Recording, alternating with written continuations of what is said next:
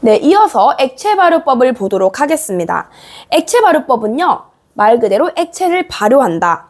우리 지난 시간에 스펀지 도우법 배웠었죠? 스펀지 도우법에서 스펀지를 만들었다면 스펀지 대신에 노력과 설비를 갖추지 않고 좀 더 편한 액종을 만들어서 하는 방법이에요. 그렇기 때문에 이제 어느 정도 기계 내성이 있고 노화가 느린 빵을 만드는 것이 목적이 됩니다. 자, 여기서부터는요, 좀 구체적인 설명보다는 키워드를 좀 잡고 넘어가는 것이 좋아요. 액체 발효법이라고 하면 다른 말로 액종법이다. 그리고 또 하나는 종류로는 이제 완충제. 자, 완충제 역할을 하는 탈지 분유를 사용한다. 이거 키워드 잡아주셔야 돼요. 완충제 역할을 하는 탈지 분유를 사용하는 액종법으로, 자, 아드미법 나오면 무조건 액종법입니다. 자, 아드미법은요, 미국의 분유협회예요. 아드미. 미국 분유협회인 아드미가 개발한 방법인 아드미법이라는 겁니다. 아드미법도 있다라는 거. 자, 그리고 발효를 확인하는 방법에는 여러 가지가 있었죠. 그러나 액체 발효법은요, 뭐 손가락 테스트 뭐 그런 게 아니라 무조건 pH 측정입니다.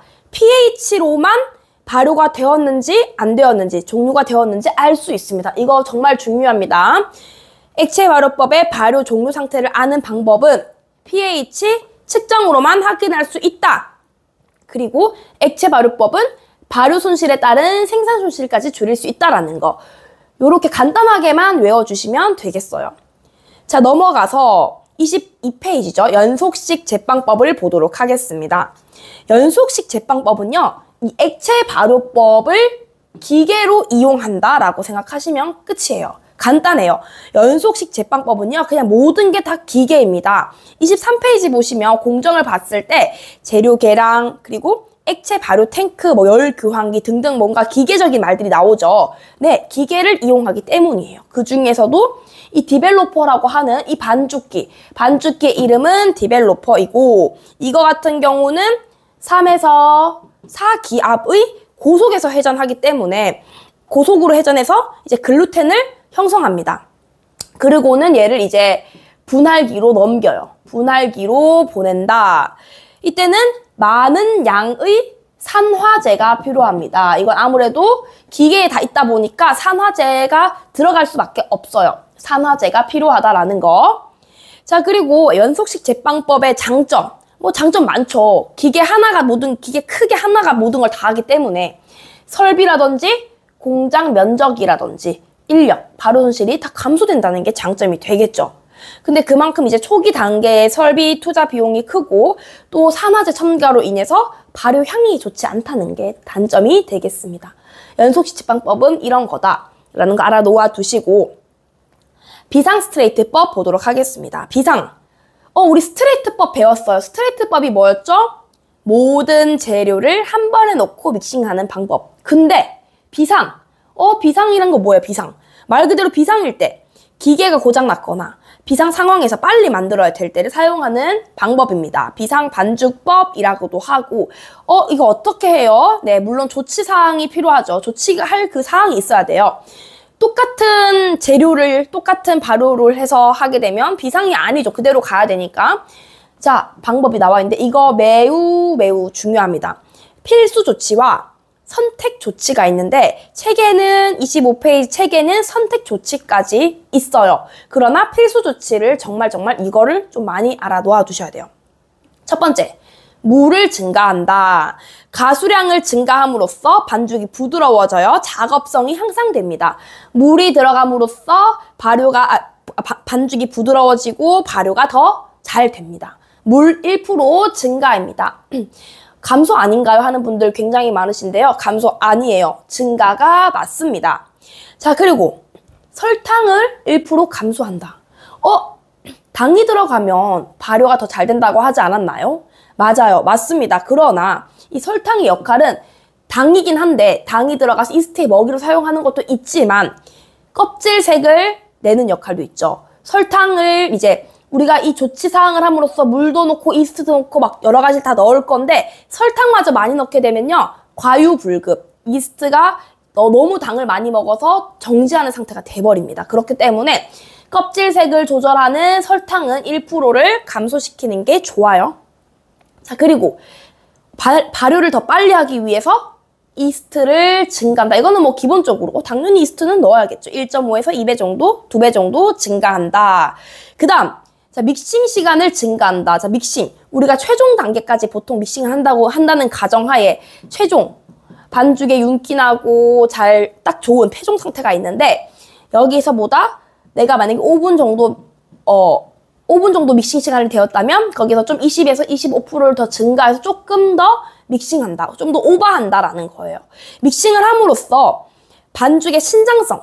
반죽은 하면 할수록 늘어나는 성질이 강해져요. 신장성이 증대됩니다. 그렇기 때문에 믹싱 시간을 증가함으로써 반죽의 신장성도 증대되고 그러면 발효도 더 잘 되겠죠.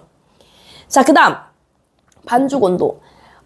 우리 표준 스트레이트법의 반죽 온도는 27도였지만 반죽 온도, 비상의 반죽 온도는 30도로 잡아주는 게 좋습니다. 3도 정도 높죠. 온도가 높을수록 발효는 더 빨리 일어납니다. 그리고 1차 발효 시간은 통상적으로 거의 1시간 정도이지만 통상적으로, 근데 이거 같은 경우는 최소 15분에서 30분 정도, 즉 절반이 줄었어요. 이렇게 해서 만들어주시면 비상 스트레이트법이 되겠습니다. 이렇게 되면 이제 아무래도 좀 더 갑작스러운 상황에 빠르게 대처할 수 있겠죠? 장점은 많지만 무조건 단점이 좀 있어요. 급하게 함으로써 이스트 냄새가 날 수 있고 부피가 고르지 않고요. 그리고 노화도 좀 빨리 되겠죠? 저장성도 짧고 이게 단점이 되겠지만 급하게 만들어내는 상황에서는 어쩔 수 없다는 거 꼭 알아놓고 가시면 좋겠습니다. 자, 26페이지에 재반죽법 나와요. 재반죽법. 자, 이거 같은 경우는요. 스펀지 도우법의 장점을 이용한 방법으로 우리가 이제 액체 발효법 같은 경우는 이제 스펀지법에서 스펀지 대신에 이제 액종을 만들어 사용했다면 이 재반죽법은요. 스펀지법이 너무 괜찮아서 이거의 장점을 이용한 방법이에요. 모든 재료를 넣고 이제 자, 모든 재료를 넣었는데 물만 8% 정도 남겨뒀다가 얘를 발효하고 다시 물만 넣고 반죽하는 방법이다라는 거. 재반죽법은 이런 방법이다 정도만 알아놓아 주시면 되고요. 물의 퍼센티지 정도만 알아놓아 주시면 되겠습니다. 네, 이어서 노타임 반죽법 같은 경우는요. 노타임, 그러니까 발효를 시키지 않는 오랜 시간 발효 과정을 거치지 않고 배합하고 정형해서 이제 2차 발효하는 제빵법으로 무발효 반죽법이라고 합니다. 무발효, 발효를 시키지 않는다. 그래서 원래 발효에 의해서 이제 글루텐을 숙성시켜야 되는데 그거를 누가 해주냐? 산화제와 환원제를 사용해서 발효 시간을 단축해 제조하는 방법입니다. 27페이지 보시면 산화제의 역할과 환원제의 역할이 나와 있는데 밑줄 친 부분 한 번씩 읽어봐 주시면 되겠고요. 노타임 반죽법은 그냥 산화제와 환원제를 사용한다 정도 알아놓아 주시면 되겠습니다. 자, 냉동 반죽법은요. 반죽을 만들어서 영하 40도씨로 급속 냉동을 한 다음에 영하 18도씨 옮겨서 저장을 합니다. 처음부터 영하 18도씨에서 천천히 얼리는 것이 아니라 급속 냉동을 시켜야지 얘네들이 이제 얼음 결정이 생기지 않고 잘 냉동이 됩니다. 해동하는 방법은 우리가 냉동 같은 경우는 급속 냉동을 했지만 해동 같은 경우는 완만 해동을 해야 돼요. 즉 냉장 해동, 완만하게 해동을 해야 됩니다. 냉장고에서 오랜 시간 냉장 해동을 한 후 어느 정도 해동이 되었으면 그때서야 온도와 습도를 맞춰서 2차 발효실에서 발효를 하죠. 이렇게 급속 냉동, 완만 해동을 하는 것이 원칙입니다. 너무 높은 곳에서 빨리 우리가 꺼내서 빨리 해버리면 어떻게 됩니까? 반죽 표면에 물이 나오죠? 이거를 우리가 이제 드립 현상이라고 해요. 드립 현상. 이거는 그냥 알아만 놓아주시면 되겠고요. 자, 냉동 반죽법은요. 저율 배합방, 고율 배합방인데 아직 우리가 배우지 않았죠? 저율 배합이 뭐냐면 바게트와 식빵처럼 설탕, 유지, 달걀 함량이 낮은 거.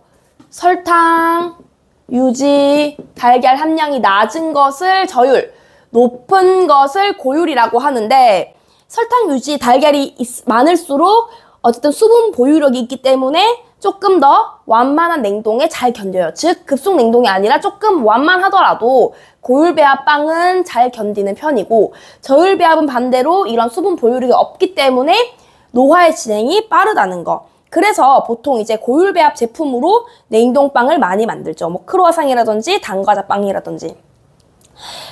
그리고 이제 냉동 반죽법의 재가열 목적으로는 적외선 오븐을 많이 사용하기도 한다는 것도 알아두어 주시면 되겠습니다.